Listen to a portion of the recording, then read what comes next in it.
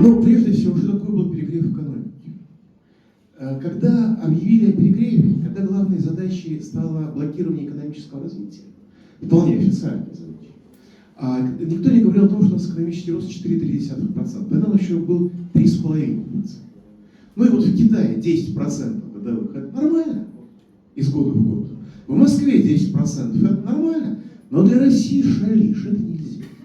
Причем, когда товарищ Греф нам рассказывал о 84% загрузке основных фондов, то на вопрос, а как это считалось, выступала такая мертвая звенящая тишина. Потому что в тот момент в военно-промышленном комплексе значительная часть станков работала круглые сутки. Ну, где-то в 3 смены, где-то в 4 смены. И вот как считать загрузку станка 24 часа в сутки, 20 часов в сутки? Это считать за 100% загрузку. И тогда, да, действительно, 80% загрузка основных мощностей – это перебор, но понятно, что это вранье. Да? Потому что в остальной экономике, значит, он работает 10 часов или 12 часов в сутки. Вот. Или это считать 300% загрузкой. Но тогда означает, что в остальной экономике все примерно поставили. Ответ очень простой. А это никто не считал. Просто не считал. Просто пол, палец, потолок и объявили какую-нибудь цифру, чтобы всех напугать. Или, что то же самое, что и не считал, считал с точностью нынешнего Росстата. Потому что Росстатом Российской Федерации уже второй руководитель подряд, руководит человек, который никакого отношения к статистике в своей предыдущей биографии не имеет. А как профессиональный статистик, потому что я и учился на статистике, и защищал кандидатскую на статистику, я могу сказать, что это наука очень сложная, требующая не только формальной логики, но и очень глубокого содержательного понимания. Здесь была ссылочка на международные организации. Коллеги, давайте не будем смеяться, потому что международные организации пользуются той же статистической базой, что и Росстат. У них других данных про нас нету. Даже у ЦРУ есть фрагментарные кусочки. Вот они пользуются нашей статистикой, только они еще хуже понимают, что тот или иной показатель значит. Раньше у нас был очень хороший, у нас была идеальная статистика по бюджету и остается, идеальная статистика по платежному балансу.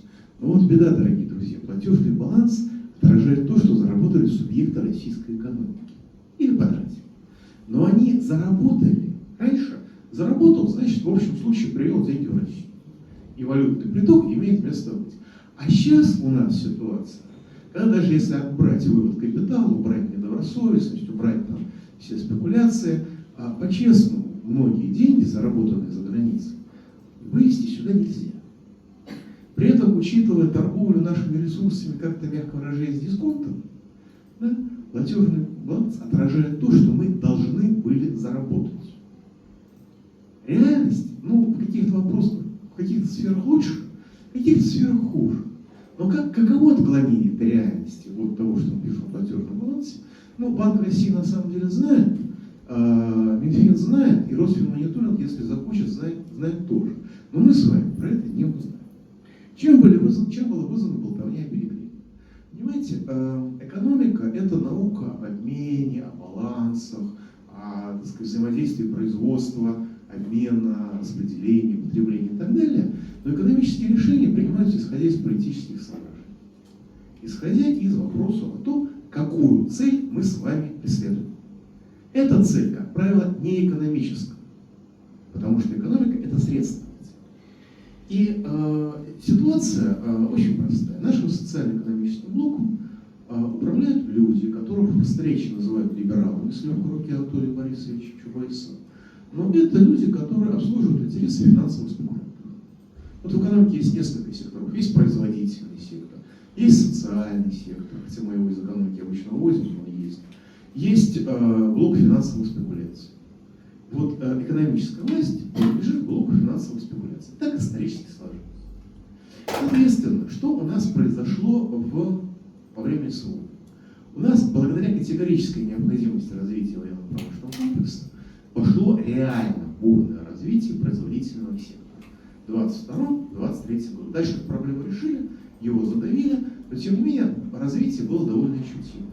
И ресурсы, которые всю предыдущую историю с момента разрушения Советского Союза переходили из производительного сектора в финансовый, пошли обратно. Реально стали люди выводить деньги из финансовых спекуляций вкладывать во что-то реальное. Это создало страшную политическую угрозу и финансовую. Когда возникает угроза потери ресурсов, эту угрозу нужно нейтрализовывать, блокировать развитие производительного сектора. И отсюда, из этой необходимости блокировать развитие производительного сектора, пошли все разговоры о перегреве, о том, что нельзя нам развиваться темпом 3,5%, это неприемлемо, это опасно. Вот Китаю можно, Вьетнаму можно, Узбекистану можно, Туркмении можно, Таджикистану, кому угодно, хоть Бурунди, нам нельзя. Ровно из этой политической необходимости. И это вещь фундаментальная, просто надо понимать. Но когда мы сейчас с вами рассказываем про экономический рост на уровне 1997 года, 1%, нужно понимать, что когда мы занижаем инфляцию в разы, то экономический рост в 1% это экономический спад. Можно дискутировать на тему, какой именно динамика, да, динамика действительно такова, какая она официально есть, но в реальности это экономический спад. И иллюзий здесь быть особых не должно.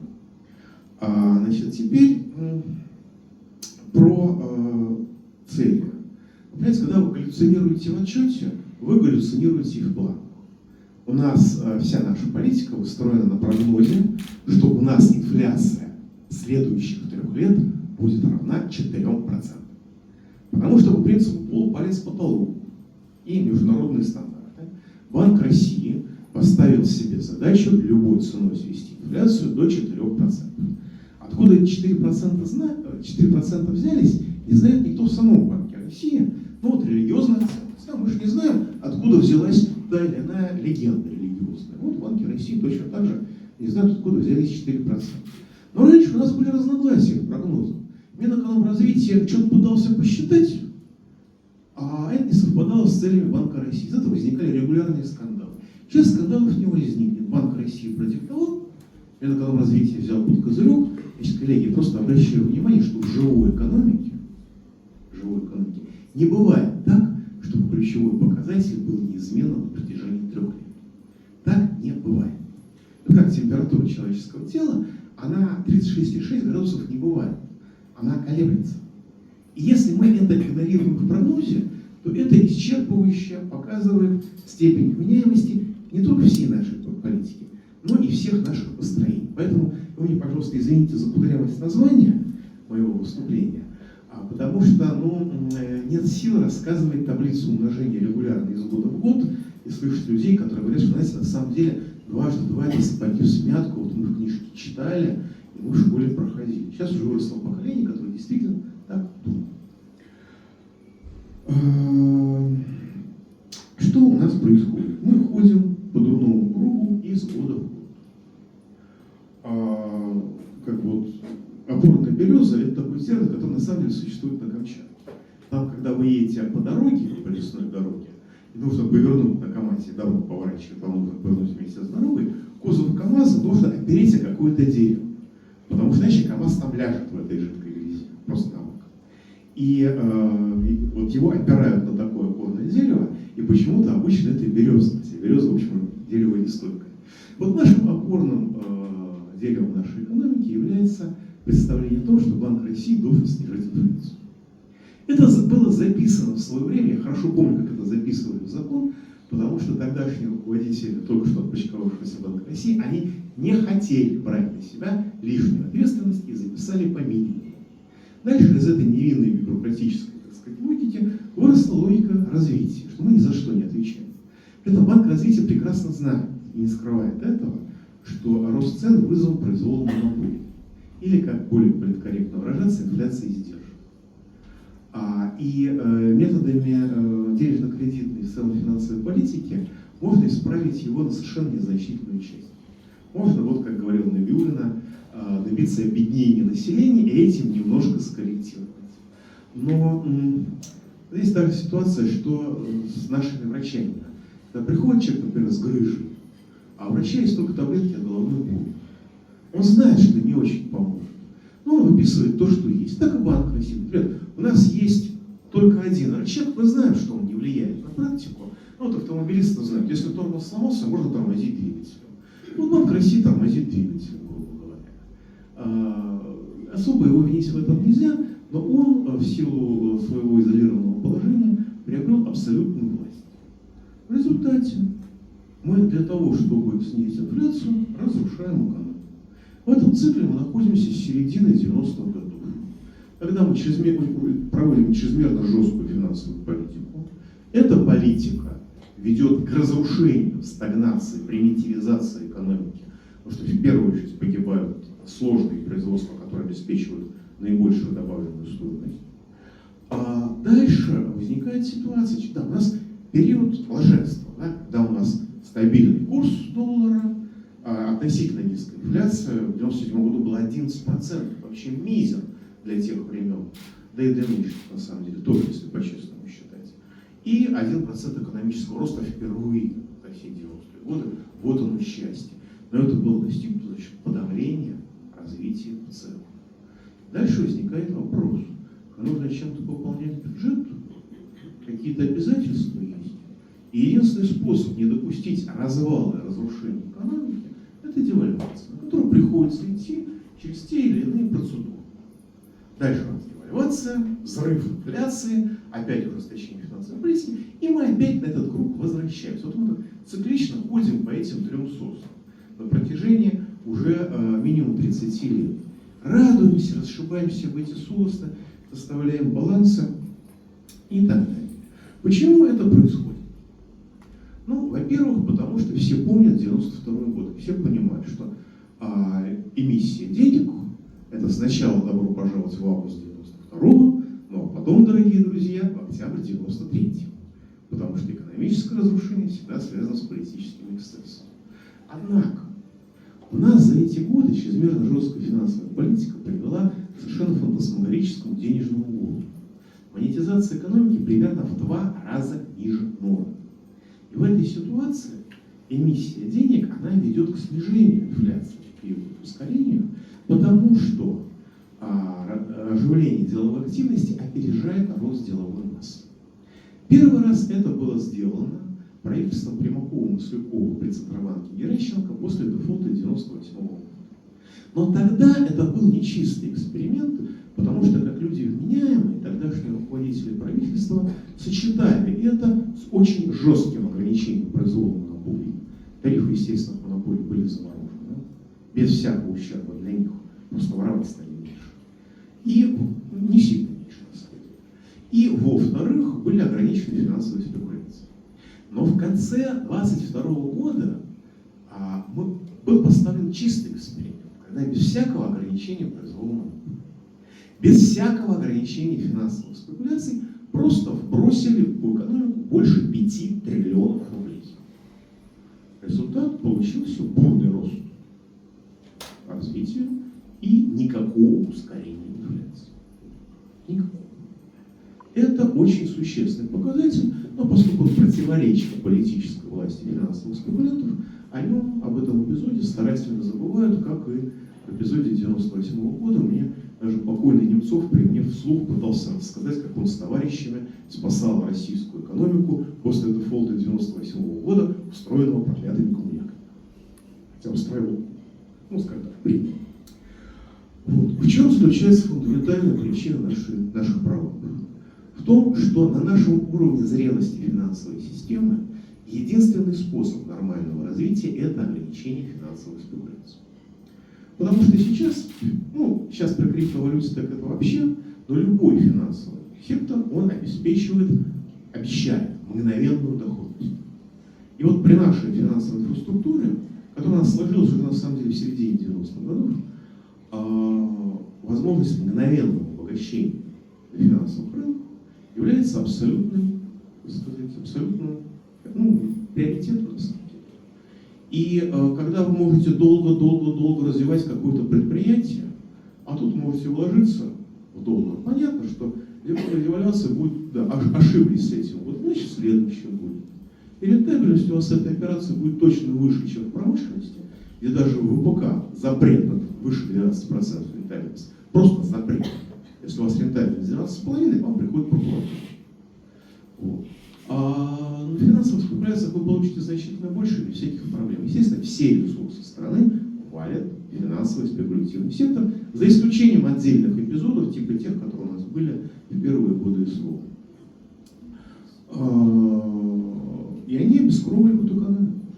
Поэтому все экономики, которые, крупные экономики, которые сохранили свое положение или приобрели свой уровень, они ограничивали финансовую спекуляцию.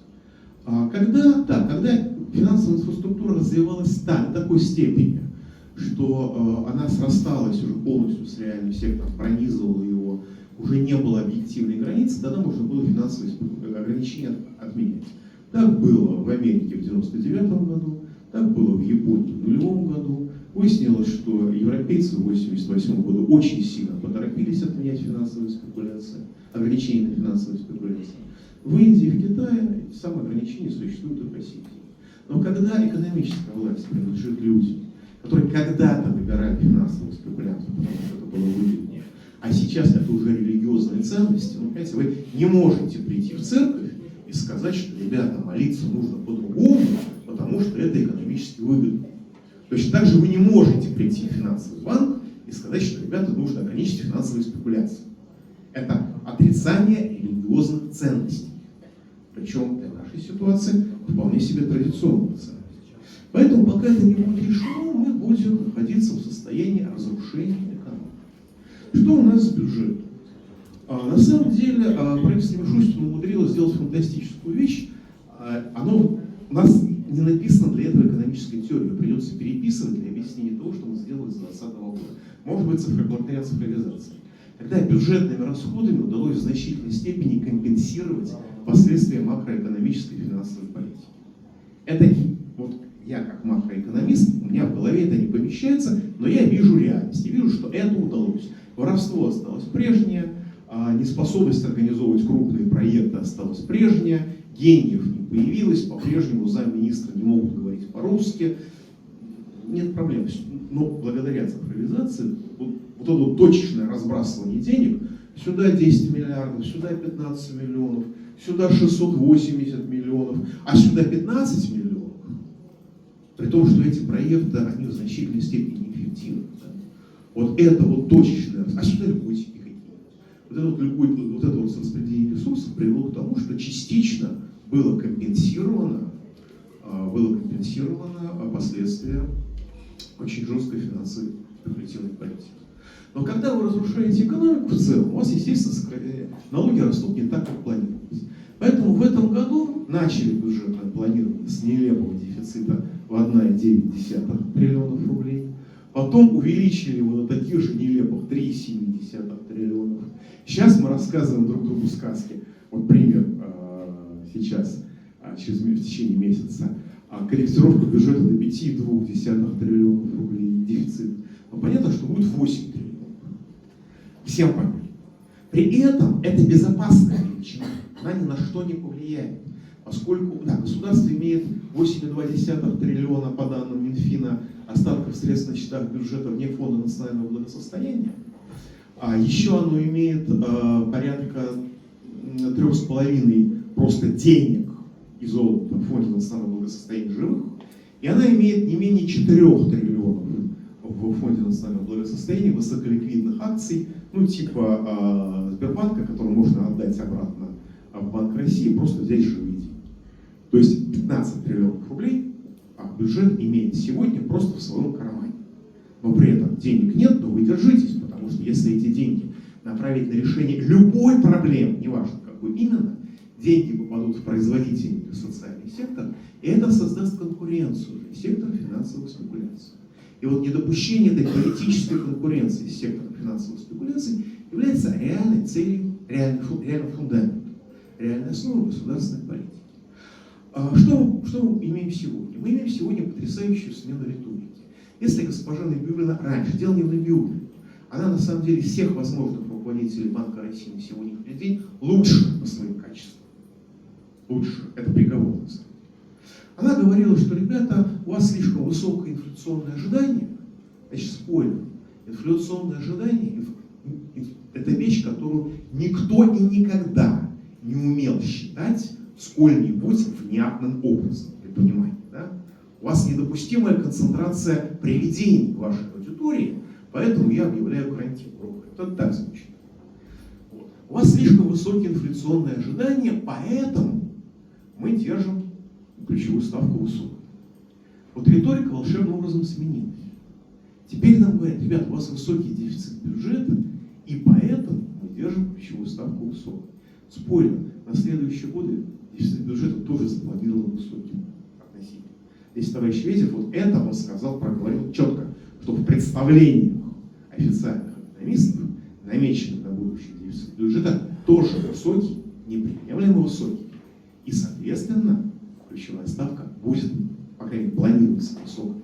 Поэтому, когда говорится, что мы планируем наше существование, не могу сказать развитие, исходя из того, что в следующем году будет 12-13% ключевая ставка Банка России, а в 27-28 годах от 7,5 до 8,5, то, простите, это неправда.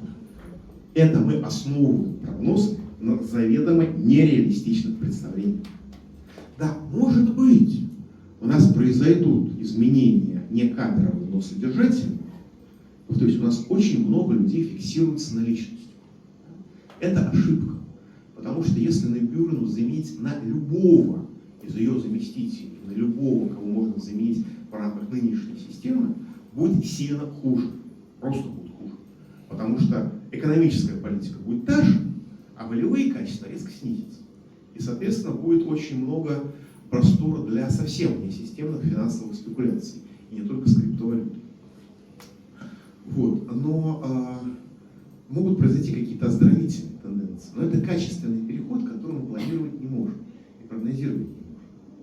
А в том виде, в котором сейчас, когда нам рассказывают 13% в следующем году, 7,5%, 8,5% в 27%, это означает, что наш прогноз исходно ложен. Он и не верит, он ложен, потому что это ошибка, которая закладывается в базу.